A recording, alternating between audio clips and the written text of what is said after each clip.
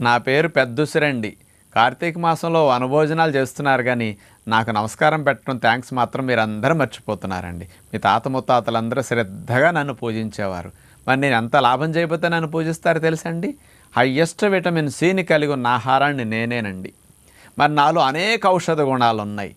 మీకు రక్షణ వ్యవస్థను పెంచడానికి, దెబ్బలు పుళ్ళు గాయాలైతే మానపటానికి, మీ లోపల రిపేర్లు క్లీనింగ్ బాగా చేయటానికి, మీ ఆరోగ్య సంరక్షణకు నేను అద్భుతమైన ఫలితాలను ఇస్తాను. కాబట్టి నన్ను ఈ కార్తీక మాసంలో పూజింపి సంవత్సరం పొడుగునా తినమని ఆచారం పెట్టారు.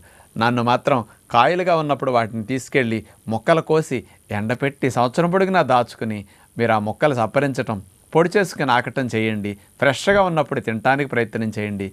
నన్ను మాత్రం నిలవ పచ్చళ్ళ రూపంలో, ఆవకాయల రూపంలో పట్టి పాడు చేసుకోకండి. ఆరోగ్యాన్ని కోల్పోకండి.